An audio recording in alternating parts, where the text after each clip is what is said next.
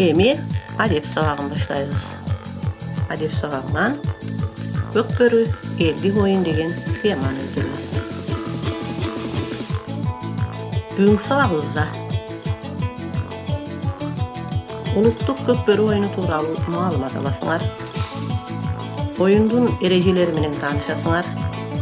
Шамдагайлыкка, эржүрөктүүлүккө үйрөнөсүңөр. Көк бөрү элдик оюну.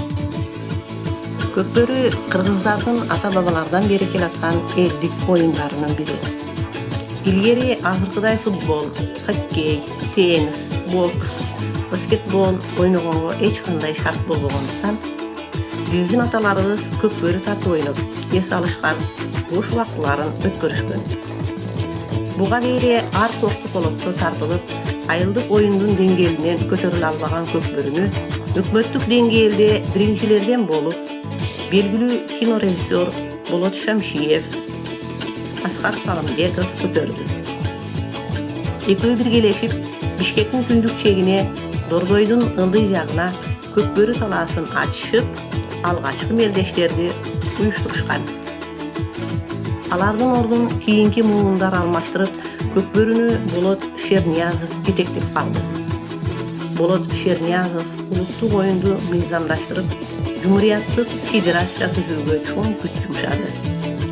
Ага жеткенден кийин жалпы Кыргызстандык маанидеги чемпионат уюштурулду.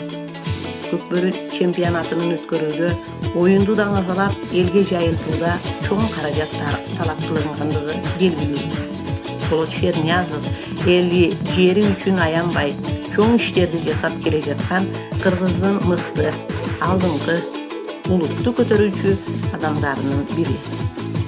Азыркы учурда Жогорку Кеңештин депутаты, Көк бөрү федерациясынын президенти. Улуттук оюндар уул кыздар сыймыктанчу рухий дөөлөтүбүздүн бири болгондуктан, аларды жандандырып, кийинки муундарга жеткирүү биздин милдетибиз. Көк бөрү оюну белгилүү Манас эпосунда дагы айтылгандыгы бизге маалым. Эми балдар оюндун эрежеси менен таанышып алдылар. Көк бөрү 8 жерде ойнолот. Оюнга 10-15 жаштагы уул балдар унан минип катышат. Оюнчулардын саны чектелген. Оюнчулар өздөрүнүн оюнга калыс шайлашат. Калыста эчкинин чылгый териси болот. Ал көк бөрү деп аталат. Деги эле көк бөрү термининин келип чыгышы илгери күчкө толуп турган жигиттер кадимки эле бөрүнү, карышкырды чаап алып, талашып тартышып ойношкондугу менен байланышкан. Азыркы мезгилде бул оюн шартка ылайыкташтырылып, кыйла маданиятташтырылган. Көк бөрүгө 17 жаштан өткөн карылуу жигиттер катышат. Башы кесилген улак, көбүнчө серке, айрым учурда торпок да тартылат. Көк бөрү тартылуучу жер мара белгиленет. Алыс оюнчуларды шамдагайлыгына, чабандестигине жараша барабар санда 2 жаатка бөлөт.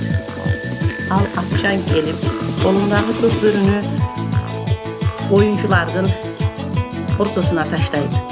Оюнчулар ат менен жөөлөшүп келип, алардын ичинен мыкты чабандеси көк бөрүнү эңип алып качып жөнөйт.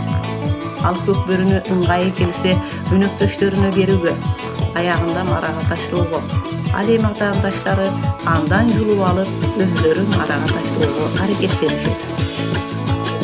Оюндун жүрүшүндө кайсы жаат көк бөрүнү марага таштаса, ошол жаатка бир упай берилет. Калыс упайларды каттап турат. Оюндун акырында упайлар эсептелет. Кайсы жаат көп упайга ээ болсо, ошол жаат оюнда утат. Бул оюн улак тартыш деп аталат. Эми балдар, бүгүнкү суроолор боюнча үйдө ата-энелер, жер туугандар менен аңгемелешип көрүңүздөр.